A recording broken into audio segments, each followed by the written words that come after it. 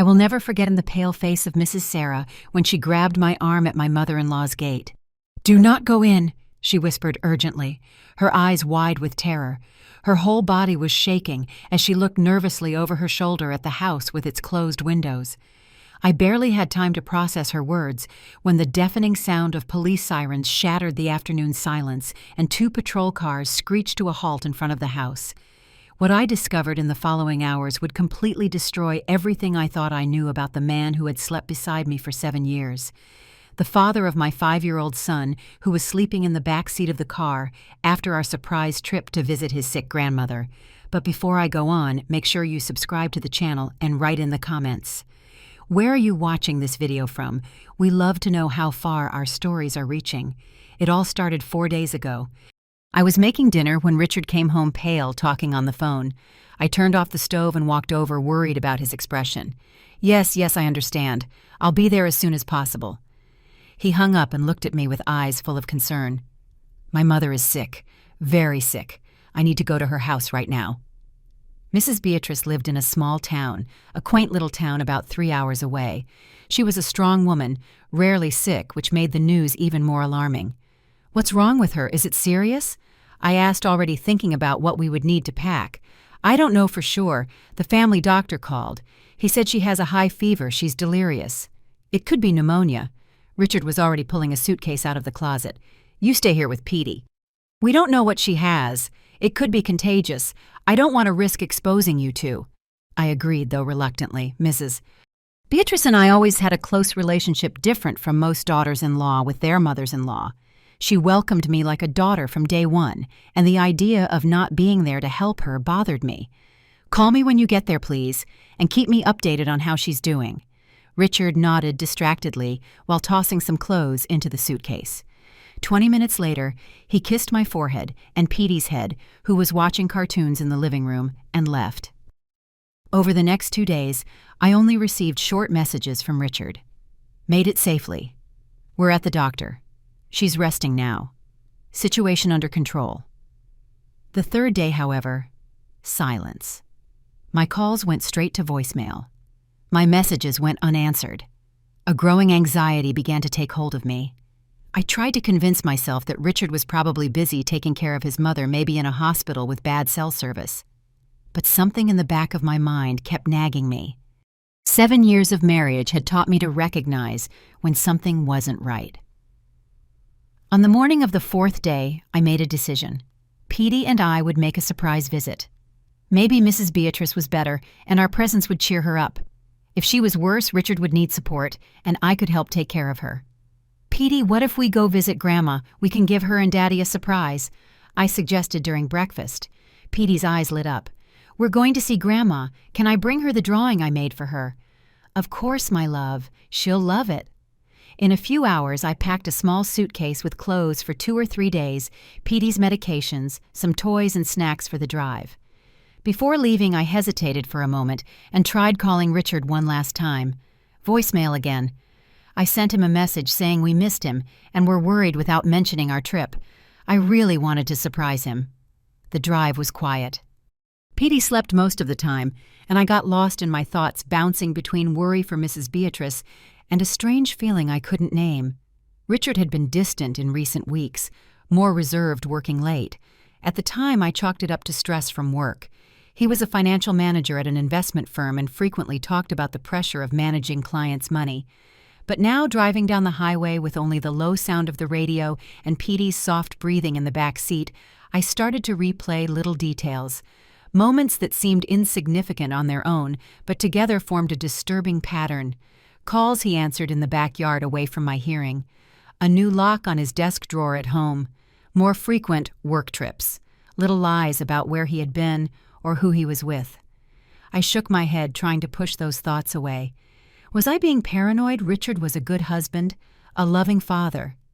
If he was hiding something, it was probably a surprise for me or a work problem he didn't want to share to avoid worrying me.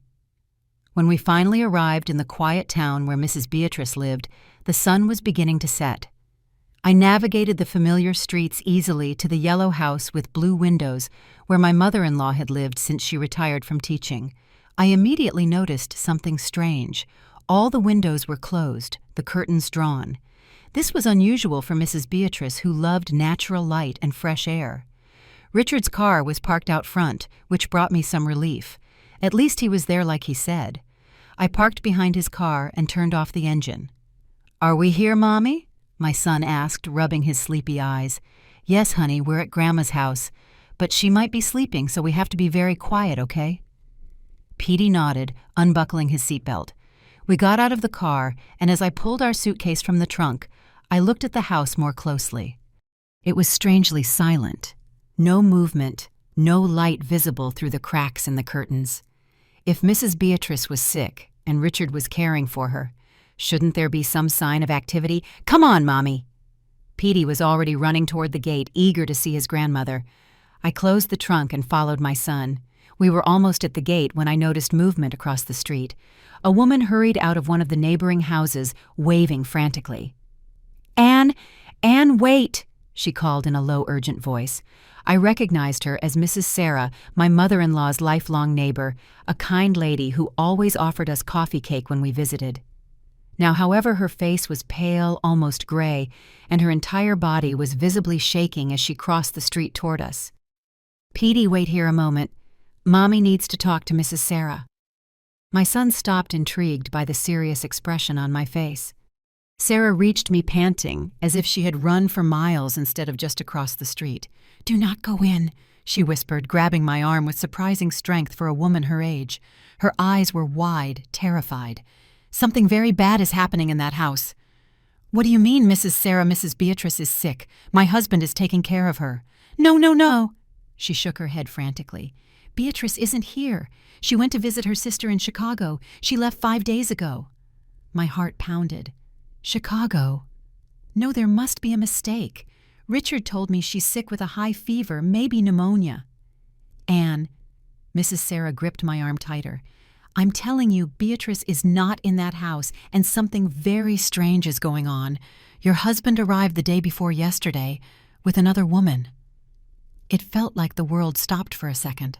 Another woman, Richard. The information just didn't make sense.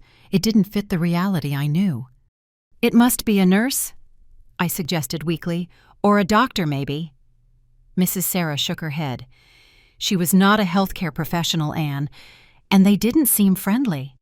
"He dragged her into the house. She looked scared." Before I could process what I was hearing, the sound of sirens shattered the quiet afternoon.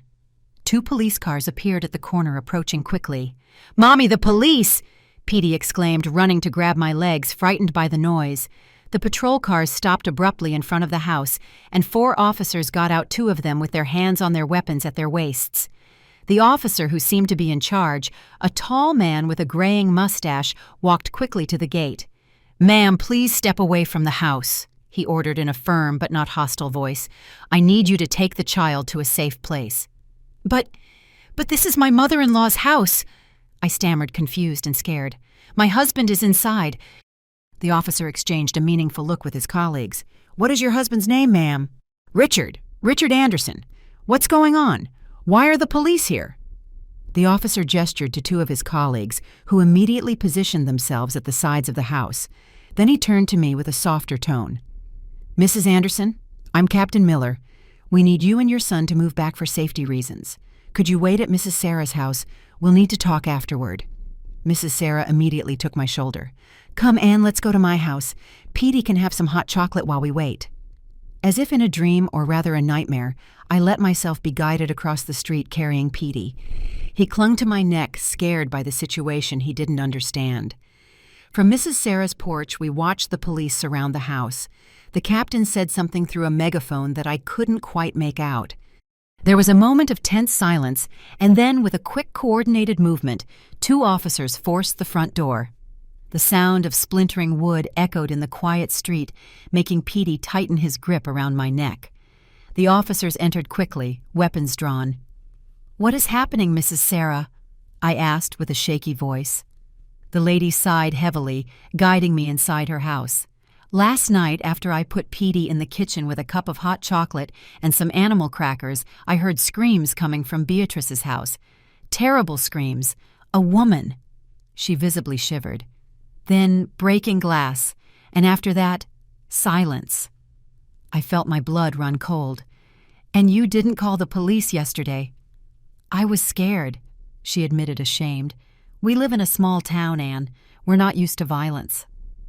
I thought maybe it was just a fight, but then very early this morning I saw your husband carrying something to the trunk of his car, something big heavy. It looked like a very large suitcase. My mind refused to process what she was implying. Richard. My Richard. The man who kindly shooed spiders out of the bathroom for me because he knew I was afraid of them. The man who sang lullabies to Petey even when he was exhausted from work. No, it was impossible. He drove off, Mrs. Sarah continued, and came back an hour later, without the suitcase. That's when I decided to call the police. I told them everything I saw. They asked me to stay home and let them know if I saw him again. I sat down heavily on Mrs. Sarah's sofa, feeling as if the world around me was falling apart. Nothing made sense. Why would Richard lie about his mother, who was the woman Mrs. Sarah had seen, and most disturbing of all, what was in that heavy suitcase? My thoughts were interrupted by firm knocks on the door. Mrs. Sarah went to open it, and a moment later, Captain Miller entered the living room. His face was serious, but there was something in his eyes. Compassion, perhaps? That made my stomach sink even further. "Mrs. Anderson," he began, sitting on the armchair across from me. "We need to talk. It's about your husband." Captain Miller took off his hat and placed it on the coffee table, a gesture that seemed old-fashioned, but carried a certain solemnity. His eyes, tired but kind, met mine. "Mrs. Anderson, what I'm about to tell you is difficult, but I need you to stay calm, especially for your son." I nodded mechanically, my body numb with anxiety. "Your husband is not in the house," he began. "The house is empty." "Empty?" I repeated, confused. "But his car is outside." "Yes, the car is there, but the house was completely searched. There is no one inside." I tried to process this information. If Richard wasn't there, where could he be? And why would he leave the car? "Captain, I don't understand." "My husband told me his mother was sick, that he came to take care of her." "But Mrs. Sarah says my mother-in-law is in Chicago." "Yes, we confirmed that," the captain said. "We contacted Mrs. Beatrice's sister in Chicago. Your mother-in-law is there visiting. She left 5 days ago." 5 days, even before Richard told me she was sick. But then, why would my husband tell me she was sick? The captain sighed, a heavy sound that seemed to carry the weight of many unpleasant truths he had delivered over the years. "Mrs. Anderson, there's more. We found disturbing evidence in the house." "I'd like you to come with me to take a look, but—" He looked meaningfully toward the kitchen, where Petey was still sitting. "I'll stay with the boy," Mrs. Sarah offered immediately. "He can watch a cartoon on television while you talk." After setting Petey up in front of the TV with his cookies and hot chocolate, I followed the captain outside. The street was now full of curious onlookers, kept at a respectable distance by 2 officers. Another officer was taking photos of Richard's car. "We're examining the vehicle," the captain explained, looking for evidence. Evidence of what? I wanted to ask, but something held me back. Perhaps the fear of the answer. When we entered the house, I was immediately hit by a strong chemical smell, like cleaning product mixed with something metallic I couldn't identify. The living room, which had always been a cozy and tidy space, a reflection of Mrs. Beatrice's meticulous personality, was in disarray. The sofa had been moved, the cushions were scattered on the floor, and a ceramic vase my mother-in-law adored was broken in a corner. "What happened here?" I whispered, looking around with growing horror. "We believe there was a struggle," the captain replied. "According to Mrs. Sarah's account, a woman was seen entering this house with your husband the day before yesterday, and last night screams and the sound of breaking objects were heard." I took a few steps toward the center of the room, feeling my legs tremble. My eyes were drawn to a dark stain on the hardwood floor, a stain that someone had tried to clean but not completely. "Is that blood?" I asked, my voice barely audible. The captain nodded grimly. "Yes, and there's more in the guest room. This way." I followed him down the familiar hallway to the small room where Petey always slept when we visited. The door was ajar, and an officer was kneeling near the bed, examining something on the floor with a flashlight. Unlike the living room, the room was impeccably tidy. The bed was made perfectly, the floor visibly clean, every surface polished. It was an unnatural, almost obsessive cleanliness. "Notice how this room is different from the rest of the house?" the captain asked.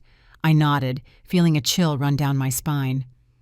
"It was cleaned recently, very well cleaned, but not completely." He pointed to the officer with the flashlight. "We're using ultraviolet light. It reveals traces of blood that aren't visible to the naked eye."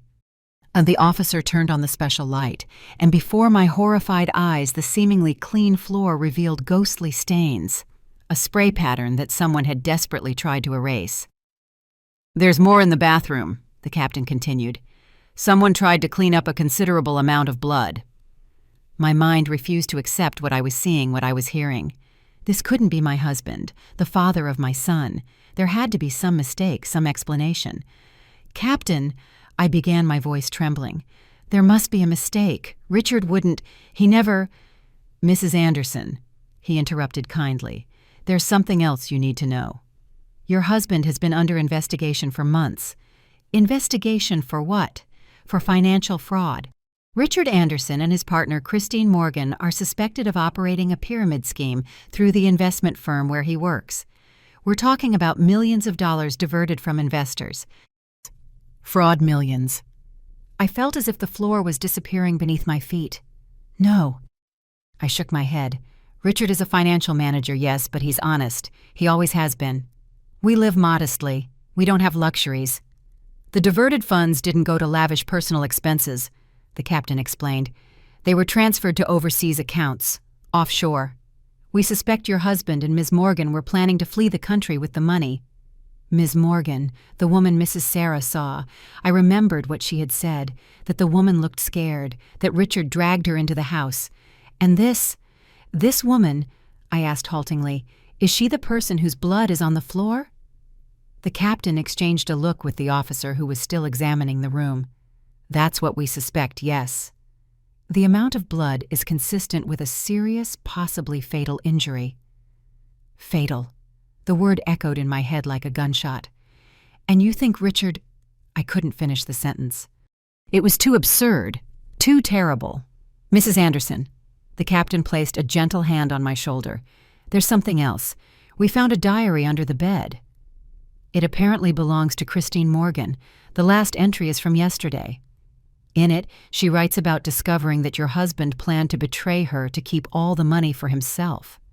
She confronted him, and he became violent." Violent. A word I never associated with Richard. In 7 years of marriage, I never saw him lose control. I never saw him raise his voice, much less his hand. How could this be the same man I staggered to the edge of the bed and sat down unable to stand any longer? My head was spinning with the amount of information, each piece more devastating than the last. "And the suitcase?" I asked, almost involuntarily remembering Mrs. Sarah's account. The captain hesitated as if weighing how much he should tell me. "We're looking for it. Your husband was seen leaving with the suitcase this morning, driving out of town. He returned without it an hour later. We have teams searching the region, especially isolated areas like the hills or the reservoir." A shiver ran through my body as I understood the implication. They were looking for a body, Christine Morgan's body. At that moment, the officer in the room stood up abruptly. "Captain, we found something." He was holding a small, shiny object with tweezers. It was a delicate bracelet, gold, with small blue stones. I had never seen it before. "It's not mine," I said automatically. "And it's not Mrs. Beatrice's either. It probably belongs to Christine Morgan." The captain nodded, gesturing for the officer to put the evidence in a plastic bag.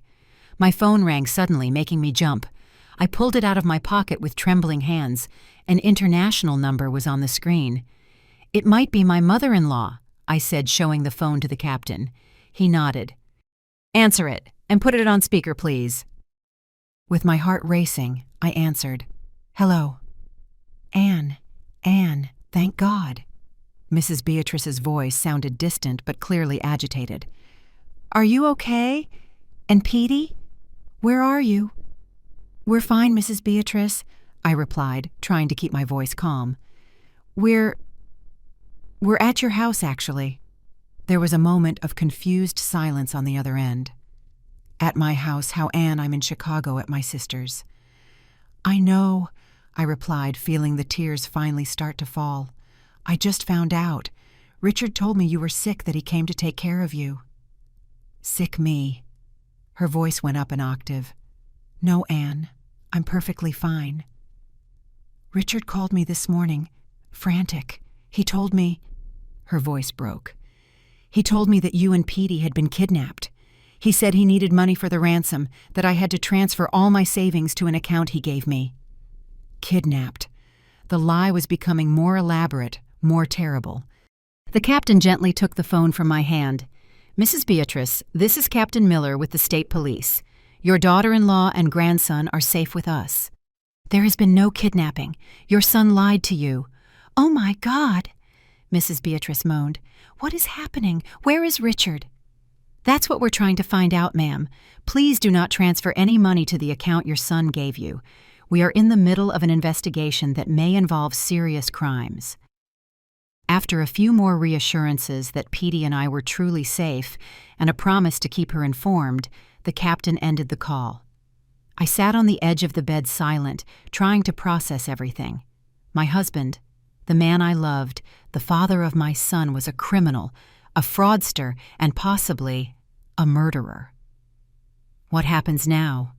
I asked finally, my voice sounding strangely empty even to myself. "Now," the captain replied, "we need to find your husband before he tries to flee again. And for that, Mrs. Anderson, we need your help." Mrs. Sarah's living room had transformed into an improvised police command center. Maps were spread over the coffee table, radios crackled with coded messages, and officers came and went constantly, always with serious expressions. Petey was sleeping in the guest room, exhausted from the stress and confusion of the day. Sitting on the sofa with an untouched cup of tea in front of me, I listened as Captain Miller explained the plan. "We have reason to believe your husband will return," he said, marking a spot on the map of the small town. "He left the car at his mother's house, probably to avoid suspicion. And now that he's asked Mrs. Beatrice for money, he'll want to know if she made the transfer." "And you want to use that as bait," I stated, feeling a strange detachment, as if I were talking about a stranger, not my son's father. "Exactly," the captain confirmed.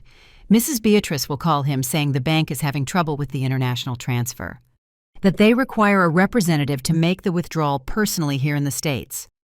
And you think he'll believe that?" "Desperate people believe what they want to believe," the captain replied, "and your husband must be very desperate right now." The thought of Richard, my Richard, being described as desperate was surreal. In our life together, he had always been the definition of calm and stability. When Petey was born prematurely and spent 2 weeks in the NICU, it was Richard who kept his composure, who comforted me when I fell apart. How could this be the same man now running from the police, possibly with blood on his hands? And where would this trap be set? I asked, forcing myself back to the present to focus on the plan. The captain pointed to another spot on the map outside the town limits. "Here, the old abandoned distillery. It's isolated enough for him to feel safe, but it also gives us room to position teams around without being detected." I looked at the map, trying to visualize the operation. The abandoned distillery was about 3 miles from town on the highway leading to the city. It was a strategic point, far enough to seem discreet, but not so isolated as to arouse suspicion. "And what would my role be in this?" I asked, though I already suspected the answer. The captain exchanged glances with one of the officers before answering. "Mrs. Anderson, I won't lie to you. Your presence could be a crucial element. If your husband sees you, it might disarm him, make him lower his guard." "You want me to be the bait," I translated flatly. "We will not put you in danger," he assured me hastily. "You would stay in an observation van at a safe distance. You would only appear after the capture, when he is already contained." I thought of Petey sleeping innocently in the next room, with no idea that his world was about to fall apart. I thought of Mrs. Beatrice, who had welcomed me like a daughter, now facing the terrible revelation about the son she had raised. And I thought of Christine Morgan, a woman I never met, but whose blood stained the floor of my mother-in-law's house. "I'll do it," I decided, my voice surprisingly firm. "But on one condition. Petey stays here with Mrs. Sarah. He cannot see any of this." The captain nodded, relieved. "Of course, we had already considered that. We'll leave 2 officers here for your protection as well." The next few hours passed in a blur of activity. Mrs. Sarah prepared a room for Petey, where he slept peacefully, oblivious to the chaos that had engulfed our world. I watched him for a few minutes, before leaving his little face relaxed in sleep, his small fingers clutching the stuffed bunny he had brought from home. How would I explain to him that his father, his hero, was a criminal? How would I protect his heart from the pain that was sure to come? In the living room, Captain Miller was on the phone with Mrs. Beatrice, giving her precise instructions on what to tell Richard. "You will call. You'll say you're facing difficulties with the international transfer, that the bank requires a local representative to authorize the withdrawal." "Do you understand, Mrs. Beatrice?" the captain asked. "It's crucial that you sound natural, that he believes you are really trying to help him get the ransom money." On the other end of the line, I heard my mother-in-law's trembling voice. Even at a distance, even after discovering her son's lies, she was still the strong woman I admired. "I understand perfectly, Captain. I will do my part, for Anne and for my grandson." When he hung up, the captain turned to me. "She will call him in 15 minutes. If he takes the bait, we'll have about an hour to get in position at the abandoned distillery." I nodded mechanically, still trying to process everything that was happening. A part of me still hoped to wake up at any moment to discover this was all just a terrible nightmare.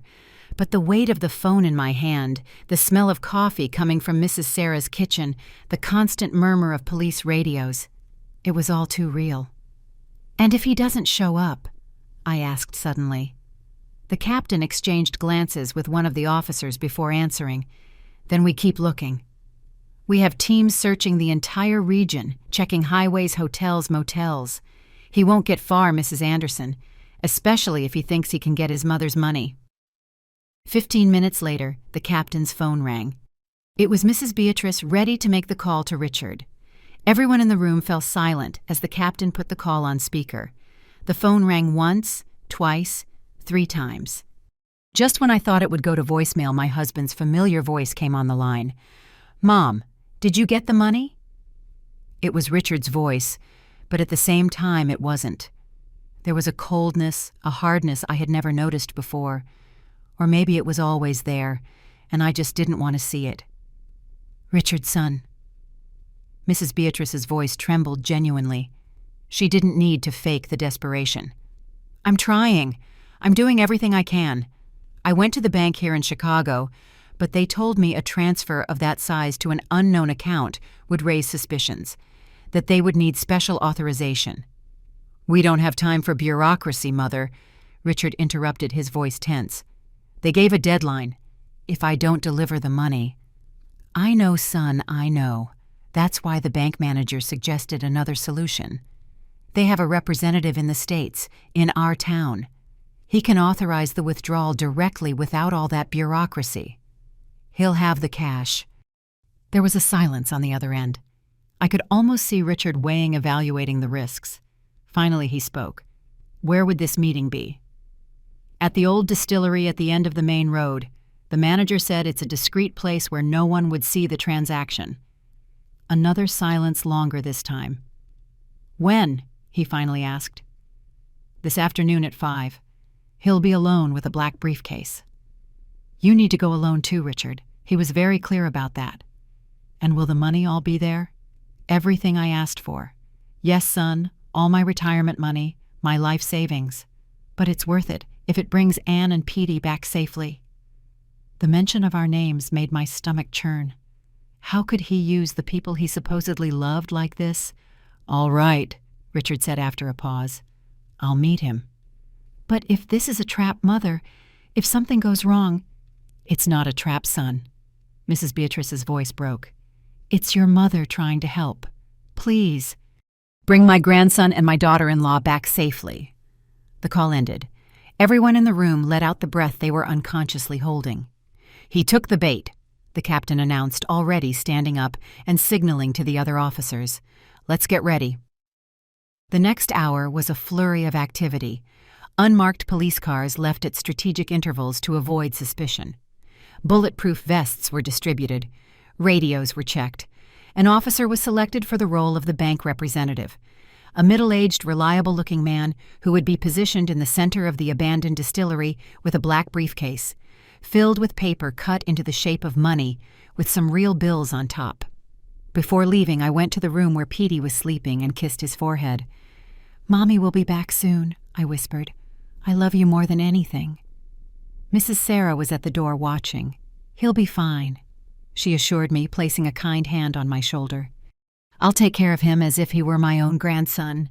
I nodded, swallowing the lump in my throat. "Thank you for everything, Mrs. Sarah." "Go," she said firmly. "Do what you have to do. We'll rebuild life afterward." The sun was beginning to set when we arrived at the outskirts of the abandoned distillery. The sky was painted in shades of orange and purple, a beauty that contrasted cruelly with the darkness of the situation. The old distillery, closed for over a decade, stood like an industrial ghost against the horizon. Faded concrete walls, broken windows, a rusty gate hanging on hinges that looked ready to give way. I was positioned in an observation van parked about 200 yards from the distillery, hidden by a row of scrub brush and trees. Inside the van, monitors showed images from cameras strategically placed around and inside the distillery.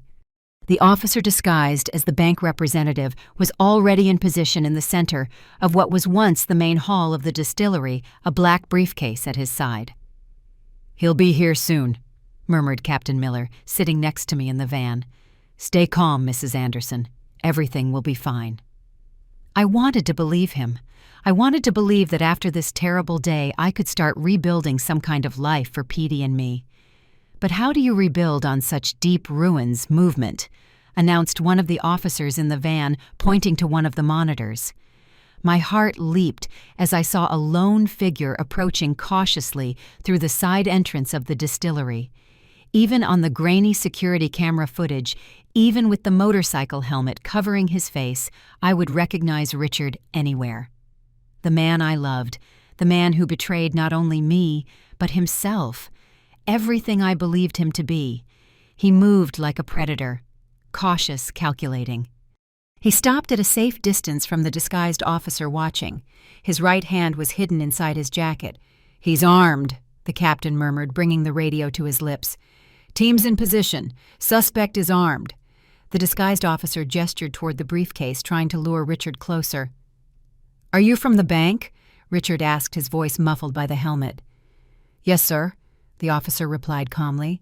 "I have the money here, as agreed with your mother." Richard took a step forward, then stopped, still suspicious. "Show me the money first." The officer bent down and began to open the briefcase. That's when the captain gave the signal. "Now," he ordered into the radio. In seconds, powerful lights flashed on from all sides, flooding the abandoned distillery. Officers emerged from their hiding spots, weapons pointed. "Police, stop! Hands on your head!" The shouts echoed off the concrete walls. Richard froze for an instant. Then, with a quick movement, he pulled a gun from inside his jacket and fired into the air. "Stay back!" he shouted, backing toward the exit. "No!" I whispered, horrified to see my husband, my son's father, transformed into this stranger, desperate and dangerous. Richard tried to run, but he was already surrounded. One of the officers fired, hitting the tire of the motorcycle that was parked at the entrance. The sound of the shot echoed through the abandoned distillery, followed by the pop of the tire. Unbalanced, Richard stumbled and fell heavily to the ground. The gun slipped from his hand, sliding across the dirty concrete. In seconds, 3 officers were on him, forcing his arms back and handcuffing him. "Richard Anderson, you are under arrest for fraud, suspicion of attempted murder, extortion, and illegal possession of a firearm," one of the officers announced, as he removed the helmet from Richard's head. For the first time in days, I saw the face of the man who had shared my bed, my life. There was no longer a mask of kindness, of stability. His eyes were wild, furious, his jaw tight in an expression I had never seen before. "We're taking him to the station," said Captain Miller, getting up and signaling to the van's driver. "Do you want to see him now, or would you prefer to wait until we're at the station?" I hesitated for only a moment. "Now," I decided. "I need to look him in the eyes. I need to understand, if there's anything to understand." The captain nodded. "Let's go then." When the van stopped a few yards from where Richard was being lifted off the ground by the officers, I felt a wave of conflicting emotions, rage, sadness, confusion, even a painful trace of love. This man had been my world for 7 years, my son's dedicated father. Or so I thought. I got out of the van slowly, my legs shaking. Richard, now standing flanked by officers holding his arms firmly, turned his head toward the sound of the door opening. When he saw me, his eyes widened in shock. "Anne!" He said, his voice a mixture of disbelief and confusion. What are you doing here?" I approached cautiously, stopping a few feet away. I studied his face, searching for any trace of the man I thought I knew. I found nothing. "Hello, Richard," I said, my voice surprisingly steady. "Surprise, isn't it, Petey and I came to visit your sick mother?" Realization slowly replaced the confusion on his face. His eyes narrowed, calculating. "Anne, darling, this is a misunderstanding." He tried his voice suddenly soft, persuasive. The same voice he used to convince Petey to eat his vegetables, to calm me down after a hard day. "I can explain everything. I'm working on an undercover operation trying to catch criminals within the company. I had to lie to protect you, to protect Petey. It was such a transparent, desperate lie that I almost laughed. "Enough lies, Richard," I said, keeping my voice low, aware of the officers around us. "I know about the fraud. I know about Christine Morgan. I saw the blood on the floor of your mother's house." The change in his face was instant and terrifying. The mask of concern crumbled, revealing something cold and calculating underneath. "You don't know anything," he hissed. "I know enough. I know you've been lying to me for years. I know you used my name and Petey's name to try to extort your own mother. I know." My voice broke for a moment. "I know you might have killed a woman and hidden her body." Richard didn't deny it. He showed no remorse. Instead, he looked at me with a coldness that made me tremble. "You were always so naive, Anne," he said with a smile that didn't reach his eyes. "So easy to fool. Yes, dear, I'm working late. Of course, love, it's just a business trip. And you believed it all without questioning, without doubting." Every word was like a stab, but I held my ground. I wouldn't give him the satisfaction of seeing me fall apart. "You're right, Richard. I was naive. I believed in you because I loved you, because I trusted you. My only crime was believing the man I married was who he said he was." Before Richard could answer, a commotion arose at the entrance of the distillery. Officers were running toward a figure staggering inside. A woman in torn, dirty clothes, one arm wrapped in a bloody rag. "Captain!" shouted one of the officers. "We found her on the road trying to get here." The woman lifted her face, revealing bruises and cuts, but eyes that burned with determination. She was young, maybe 30, with dark hair that must have once been elegant, now matted and dirty. "Christine," the captain whispered beside me. Christine Morgan was alive.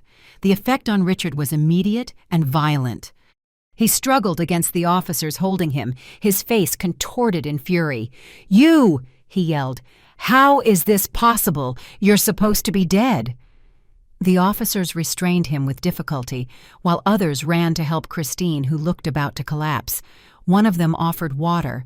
Another called for an ambulance on the radio. "You failed again, Richard," Christine said weakly, but with surprising toughness. "Like always." The captain gently guided me back to the van, away from the chaotic scene. "Let's go to the station, Mrs. Anderson. There we can get a better understanding of what happened." Before the van door closed, I looked one last time at the man who had been my husband. He was looking at me with an expression I couldn't decipher. Rage, maybe. Or something colder and more calculating. This stranger, I realized with a shiver. He had slept beside me for 7 years. He had held our newborn son. He had promised to love me until death do us part. And all that time, I never really knew him. The police station was an old building in the center of the small town with peeling walls and worn furniture that had seen better days. Sitting in an uncomfortable chair in Captain Miller's office, with a cup of bad coffee cooling in front of me, I waited for Christine Morgan to be brought in after receiving first aid from the paramedics. She refused to go to the hospital until she spoke with us, the captain explained, entering the room after checking on the situation. The wounds are serious, but they don't appear to be fatal. She's a strong woman. I nodded silently, still trying to process everything. Christine Morgan, the woman I had automatically hated hours ago, the other woman in my husband's life. Now I felt only a strange connection to her, both victims of the same man, though in different ways. "And Richard?" I asked. "He's in the interrogation room. He asked for a lawyer, which is his right. But with the evidence we have, plus Ms. Morgan's testimony, there's not much room for a defense." The door opened and 2 officers entered, escorting Christine. She looked better than at the distillery. Her face had been cleaned, revealing bruises in various stages of healing, and her arm was now properly bandaged. But it was her eyes that caught the attention. Dark and tense with a determination that seemed to overcome the physical pain. She sat across from me on the other side of the table, and for a moment we just looked at each other. 2 women whose lives had been destroyed by the same man. "I'm Anne," I said, finally extending my hand out of impulse. She looked at my outstretched hand, hesitated for a second. Then she shook it briefly. "Christine." Her voice was stronger than I expected, with a slight accent I couldn't place. The captain cleared his throat, turning on a recorder on the table. "Ms. Morgan, if you feel well enough, I'd like you to tell us exactly what happened at Mrs. Beatrice Anderson's house." Christine took a deep breath, glancing quickly at me before beginning her story. "I met Richard 3 years ago at the investment firm where I worked. I was a financial consultant specializing in attracting new investors." She paused, wetting her dry lips. "At first it was just a professional relationship. Richard had brilliant ideas. He knew how to make money grow. I had the contacts, the ability to win clients' trust." "When did you start defrauding investors?" the captain asked. Christine looked down for a moment. "It started small. A diversion here, another there. Then it grew. Richard was convincing. He said the clients would never notice, that it was money they would never miss." As she spoke, I tried to reconcile this image with the Richard I knew, the man who questioned if we should really accept the incorrect change a cashier had given us, the man who regularly donated to Petey's school coat drive. "In the last year, things started to get complicated," Christine continued. "Some clients started asking questions, demanding detailed statements. We realized it was only a matter of time until everything came to light. And that's when you decided to flee," the captain finished. "Yes, Richard suggested we leave the country, start a new life abroad. We had transferred most of the money to overseas accounts. Everything was ready." Christine stopped, her eyes fixed on me. "He told me he was single, that he had no family. I only found out about you and your son later, after it was already too late." I felt a lump in my throat. Richard hadn't just lied to me. He had lied to her, too. We were both just pieces in his elaborate game. "What happened at his mother's house?" I asked, my voice almost a whisper. Christine closed her eyes for a moment, as if gathering strength. "When things started getting dangerous in the city, Richard suggested we hide out at his mother's house. He said she was out of town, that the house would be empty. He said we'd stay there for a few days until we got the final documents to leave the country." She lightly touched the bandage on her arm before continuing. "The first night, everything seemed normal. Richard was tense, but I attributed it to the situation. The second night, while he was in the shower, I grabbed his phone to check some transfers we had made. That's when I saw everything." "What did you see?" the captain asked. "Messages to a contact in Cancun arranging a single plane ticket, not 2, just 1, in Richard's name. And transfers. All our joint accounts had been emptied. The money moved to an account only he had access to." Her eyes met mine. "There were also messages to you and pictures of your son." I felt my heart squeeze. Even while planning to abandon his family, Richard maintained that facade, that double life. When I confronted him, Christine continued, her voice lower now, he changed. I had never seen him like that before. His eyes, they were the eyes of a stranger, cold, calculating. She took a shaky breath. He grabbed my perfume bottle and hit me over the head. I fell. He started strangling me, saying I was a problem, that I should never have gotten into his business. How did you survive? I asked, horrified by the violence of the man who had shared my bed. I lost consciousness. When I woke up, I was alone, covered in blood. I managed to drag myself out of the house to the tool shed in the back. I spent the night there, drifting in and out of consciousness. The next morning, I saw Richard loading a large suitcase into the car. I thought... She shivered visibly. When he left, I tried to get help, but I was too weak. I spent the day hiding, trying to regain my strength.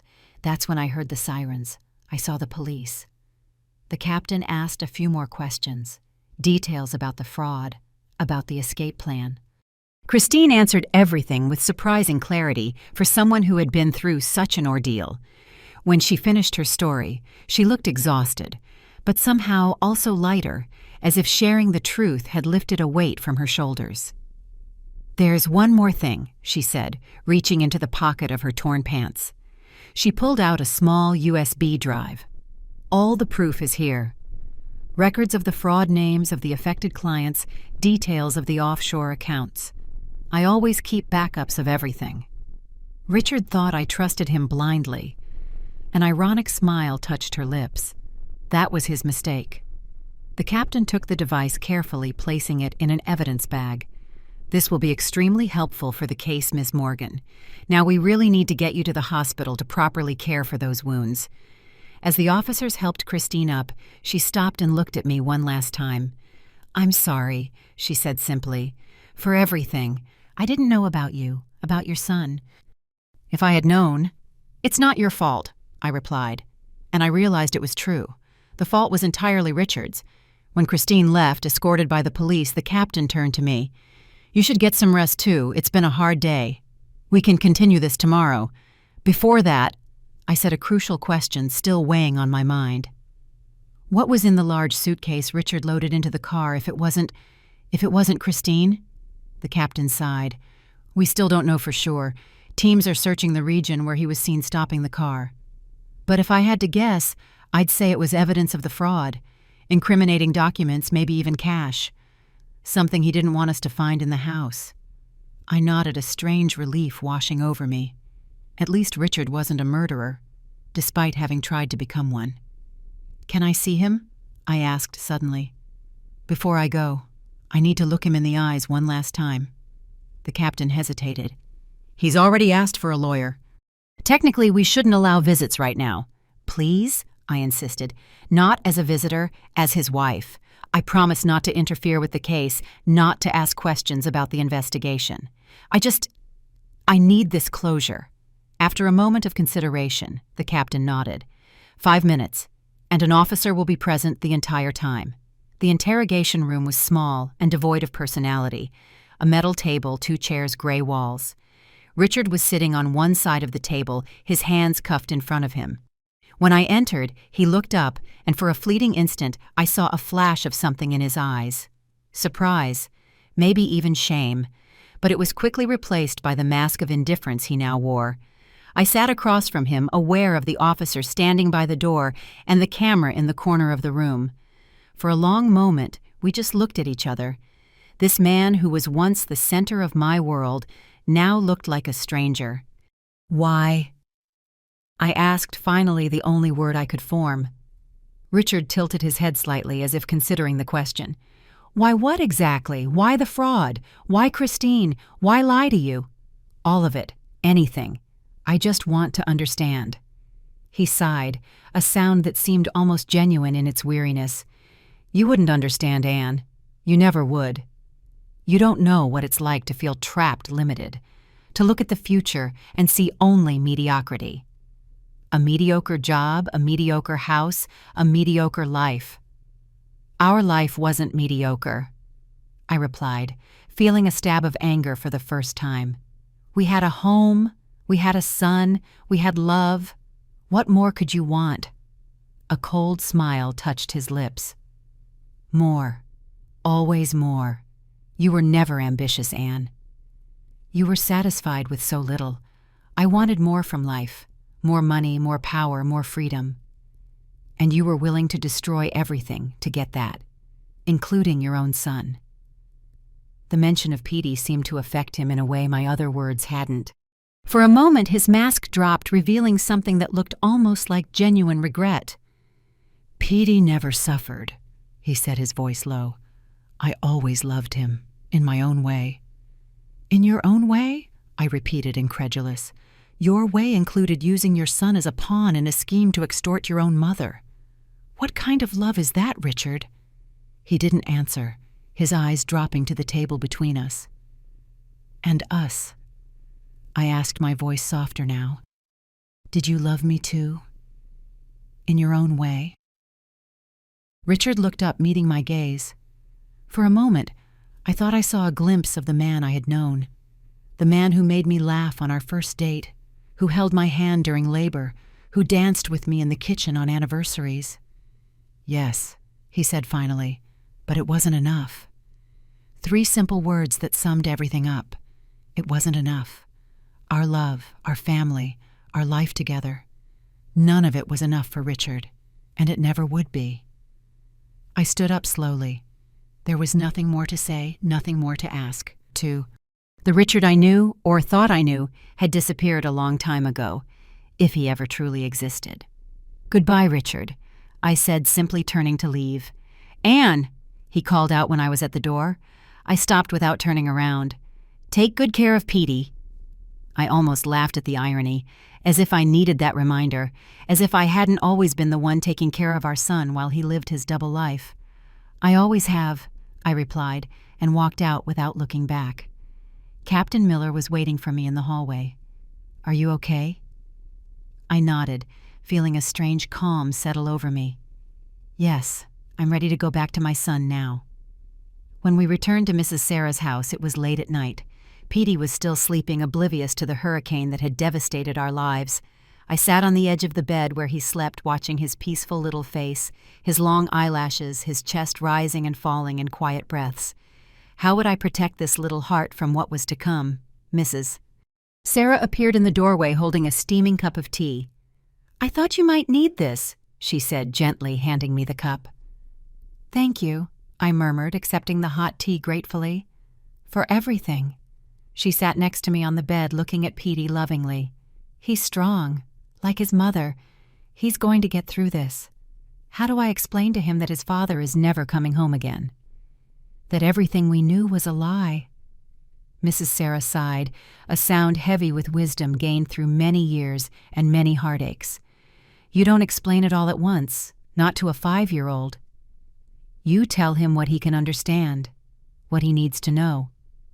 That Daddy did something bad and needs to be away for a while. That it has nothing to do with him, that it's not his fault.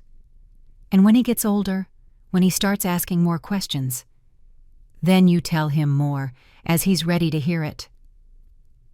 The truth is a weight, Anne. You don't put too heavy a weight on shoulders that are too small. She touched my hand gently. But that's for tomorrow. Tonight, you rest. You get your strength back. I nodded, feeling the exhaustion finally overwhelm me. I finished the tea and lay down next to Petey, carefully hugging him so as not to wake him. His warmth, his familiar smell were like a balm for my shattered soul. I didn't think I would be able to sleep, but the physical and emotional exhaustion soon took over, pulling me into a deep and dreamless sleep. The next morning I woke up to Petey poking my face. Mommy, Mommy, wake up. Where's Grandma? We came to see Grandma, remember?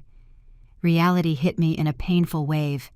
For a moment I almost wished it was all just a terrible nightmare I had just woken up from. But the unfamiliar room, Richard's absence, Mrs. Sarah's worried expression in the doorway, everything confirmed the nightmare was real. Petey, my love. I began sitting up and pulling him onto my lap. Grandma isn't here. She's on a trip visiting Aunt Margaret in Chicago. Remember her? Petey pouted. But Daddy said she was sick. That's why he came to take care of her. I took a deep breath. It would start now then, the small truths that would replace the big lies. Sometimes grown-ups make mistakes, Petey. Daddy got confused. Grandma is fine. She's on a trip. But now we need to go back home. What about Daddy? Are we going to wait for him? I exchanged a look with Mrs. Sarah, who nodded encouragingly. Daddy isn't coming back with us right now, sweetie. He needs to sort some things out. He's going to be away for a while. Petey's little face crumpled in confusion and sadness. Why is he mad at me? No, my love, no. I hugged him tight, feeling tears burn in my eyes. This has nothing to do with you. Daddy loves you very much. But he did some bad things and now he needs to fix them. Like when you break a toy and you need to fix it. Understand? Petey nodded slowly, though I knew he didn't fully understand. How could he? Even I couldn't fully understand how the man I loved had transformed into a criminal, a stranger. After a simple breakfast prepared by Mrs. Sarah, we packed our few things.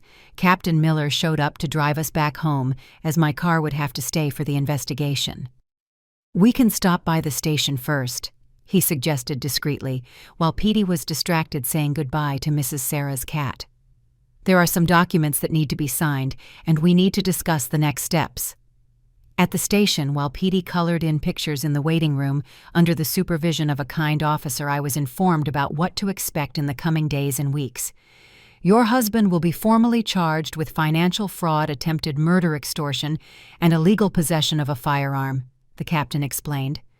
With the evidence we have, plus Christine Morgan's testimony and the USB drive with the fraud records, the case is quite solid. He will likely face a long sentence. I nodded mechanically, signing the documents that were presented to me. And the victims of the fraud, I asked, will there be any way to recover their money? We're working on that. Some of the money may be recovered from the offshore accounts, but it will take time. And unfortunately, it's likely that not all of it will be recovered. A new wave of shame hit me. Even though I hadn't consciously participated in the fraud, I was Richard's wife. In the eyes of many, I would be an accomplice, or at least negligent. You mustn't blame yourself, the captain said, as if reading my thoughts. All the evidence indicates that you had no knowledge of your husband's criminal activities. You are also a victim in this story. We left the station with heavy hearts, but with a plan. We would return to our house. A house that now seemed like a stage, a backdrop where Richard had played his role of devoted husband and father. I would gather our documents, contact a lawyer, and begin the divorce proceedings. Then we would probably have to move. Start over somewhere else, away from the pitying looks, the whispers, the inevitable questions. During the drive back, Petey fell asleep in the back seat of the police car. I watched the landscape pass by the window. Fields and small towns that seemed to belong to another world. A parallel reality where normal families lived normal lives, without devastating secrets, without unthinkable betrayals. Do you have family who can help you? The captain asked as he drove. My parents live down south, almost 1,000 miles away. I have a sister in the city. I'll contact them, tell them what happened. The idea of making those calls, of saying the terrible truths I had discovered out loud, made my stomach churn. And Richard's mother, Mrs. Beatrice. She said she'll come back from Chicago as soon as she can. I'm worried about her. This is going to destroy her. She seems like a strong woman, the captain commented. Like you. I looked at him, surprised by the comment. Strong, I don't feel strong. I feel broken. Even so, you faced one of the worst betrayals possible. You discovered the man you shared your life with was a criminal, maybe even a near murderer. And yet you're here, planning the next step, thinking about how to protect your son, worrying about your mother-in-law. That is strength, Mrs. Anderson. His words touched something inside me. Maybe he was right. Maybe surviving this, continuing to breathe, continuing to function, was a form of strength. Not the loud, confident strength I always imagined, but a quiet strength, born of necessity and love for my son. When we finally arrived at our house, My house now. It was already dark. The lights were off the house, silent and cold. Petey, still sleepy, clung to my neck as I carried him inside. "Thank you for everything, Captain," I said, stopping at the door. "I'll stay in touch," he replied. "And remember, you're not alone in this." I nodded, grateful for the support, and went inside, closing the door behind me. There, in the silence of our living room, looking at the family photos on the wall, smiles frozen in moments that now seemed to belong to strangers, I finally felt the full reality of my situation. The man I loved, the father of my son, was a criminal, a liar, a stranger. Our life together had been built on lies, and now I was alone, facing an uncertain future, trying to protect my son from truths that even I couldn't fully comprehend. But as I watched Petey fall asleep in his bed, surrounded by his favorite toys, I realized that despite everything, there was still truth in my life. The love for my son was real. The strength I would find to keep going would be real. And maybe one day I would find peace again. Not today, not tomorrow, but someday. With that silent promise, I lay down next to Petey and finally allowed the tears to come. Not just for what I had lost, but also for what I still had, for what was still mine. 6 months passed like a fever dream. Days turned into weeks, weeks into months, as I fought to rebuild some kind of normalcy for Petey and me. We moved to a smaller apartment closer to his school. I went back to work as a teacher, a profession I had left when Petey was born. Mrs. Beatrice returned from Chicago, and after selling her house, unable to live with the memories of what had happened there, she moved into a small apartment just a few blocks from ours. It was a period of painful adjustments and even more painful discoveries. The extent of Richard and Christine's fraud was greater than anyone had initially imagined. Dozens of families had lost life savings, retirement funds, money saved for their children's education. Each new revelation was like a wound reopened, each newspaper headline a reminder of the man I thought I knew. Petey asked about his father almost every day at first. "When is Daddy coming back? Why can't we visit him? Doesn't he love us anymore?" Each question was a dagger in my heart.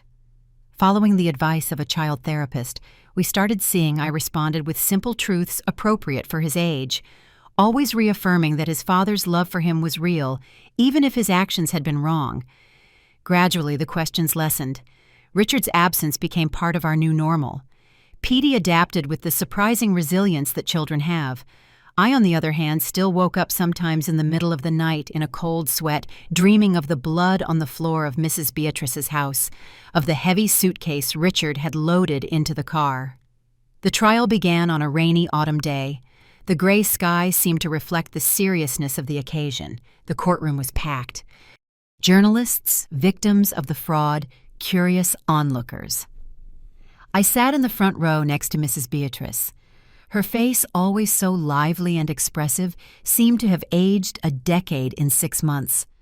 But her eyes held a quiet determination, a silent strength that I had learned to admire even more. "It's going to be okay," she whispered, squeezing my hand as the officers announced the judge's entrance. When the side doors opened and Richard was brought in, I felt my heart race. He was wearing a gray suit very different from the prison uniform he had worn the last time I saw him. His hair was neatly combed, his appearance impeccable as always. For a fleeting moment, he looked like the man I married. Elegant, controlled, confident. Our eyes met briefly. Something passed through his. Regret, maybe, or just calculation. I looked away, unable to hold that connection any longer. The prosecutor stood up, a tall, thin man with thick-framed glasses. His voice echoed through the silent room as he detailed the charges. Aggravated financial fraud, attempted murder, extortion, illegal possession of a firearm. "This case, he declared, looking directly at the jury, is not just about stolen money, although millions were diverted. It's about betrayed trust. Trust of clients who believed they were investing in their future. Trust of a business partner who almost lost her life. Trust of an elderly mother emotionally manipulated. And most deeply, He paused, glancing briefly at me. Trust of a family who believed they knew the man living under their roof. As the prosecutor continued to detail the evidence, fraud documents, victim testimonies, Christine's account of the attempted murder, I studied Richard. His face remained impassive, a mask of calm that I now recognized as his most effective defense. Only occasionally did a muscle in his jaw tighten, the only visible sign of tension. When it was Christine's turn to testify, she entered the room with firm steps. The physical wounds had healed, but something in her eyes, a caution, a distrust, suggested the emotional wounds were still fresh. Dressed in a simple suit, hair pulled back in an austere bun, she looked very different from the bloody and desperate woman I had seen 6 months ago. Her testimony was clear and direct. She described how she met Richard, how he brought her into the fraud scheme with promises of quick wealth, how she gradually realized the extent of his lies. And then, in graphic detail, she recounted the night he tried to kill her. "He changed in an instant," she said, her voice surprisingly steady. "One moment we were arguing about the money, about the tickets, about his plans to abandon me. The next second his eyes, they transformed. He grabbed my perfume bottle from the dresser and hit me in the head." She lightly touched her temple where a thin scar was still visible. "When I fell, he started strangling me. He said I was a problem, that I knew too much, that I talked too much, that no one would miss me." The defense attorney, a middle-aged man with a perpetually skeptical expression, did his best to discredit Christine's testimony. He suggested she was just as guilty as Richard in the fraud, that she was trying to get a lighter sentence by blaming him for everything. He insinuated that the fight had been mutual, that she had attacked Richard first. But Christine remained unshakable. "Yes, I participated in the fraud. I never denied it. I am prepared to face the legal consequences of my actions, but no, I did not attack Richard. And no, I did not invent the attempted murder. The medical records, the photos of my injuries, the blood found in the house, all of it confirms my version. Richard Anderson tried to kill me because I found out he planned to betray me, keep all the money, and abandon me. When it was my turn to testify, I felt a strange detachment, as if I were talking about someone else's life. I answered the prosecutor's questions clearly, recounting the day I arrived at Mrs. Beatrice's house, Mrs. Sarah's warning, the discovery of the blood, the revelation about the fraud.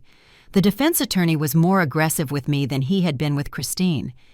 He insinuated that I must have suspected Richard's activities, that it was impossible to live with someone for so many years without noticing discrepancies. "You never questioned the origin of the resources that supported your lifestyle?" he asked, his voice loaded with insinuation. "What lifestyle?" I retorted, feeling a spark of indignation. "We lived modestly. Richard's salary at the investment office was good, but not extravagant.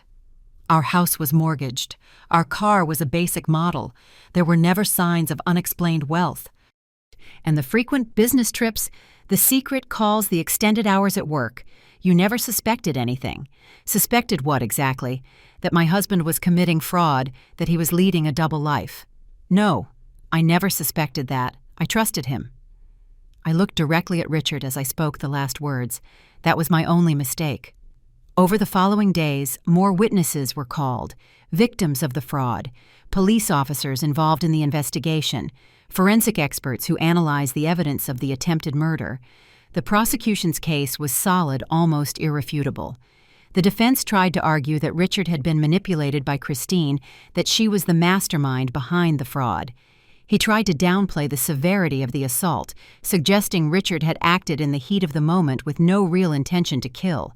But the evidence, including searches found on Richard's computer about how to hide a body and how deep to bury, contradicted that narrative. On the second to last day of the trial, Richard finally had the chance to speak. He stood up slowly, adjusted his suit jacket, and looked around the room before fixing his gaze on the judge. "Your Honor, ladies and gentlemen of the jury," he began, his voice calm and measured. "I am not going to deny the accusations against me. The evidence is clear." A murmur went through the room. No one expected a confession at this point. "I committed fraud. I deceived people who trusted me. I betrayed my business partner. My mother. He paused, glancing briefly in my direction. And my family. I kept my expression neutral, although inside I was in turmoil. Was this another performance, another manipulation, or was there some genuine truth in his words? I have no excuses for my actions, he continued, only explanations which I know do not lessen the severity of what I did. I started with small diversions, believing I could pay the money back before anyone noticed. But one lie led to another, one diversion to a larger one, and soon I was trapped in a web of my own making. He took a deep breath before continuing. As for the accusation of attempted murder against Christine Morgan, his eyes flickered briefly to her sitting on the other side of the room. There was an altercation, yes. I lost control. I acted violently, thoughtlessly. I did not intend to kill her, only to silence her. When I realized the magnitude of what I had done, I panicked and fled. It was cowardice, I know. And your wife? Your son? The judge asked. An unusual intervention, but one that seemed to vocalize the question everyone in the room was asking. The fake kidnapping to extort your mother. Richard looked down for the first time. That was my lowest point, he admitted. I was desperate. I needed money to run. I used the people who should have been most important to me as pawns in a sordid game. He looked up again, looking directly at me.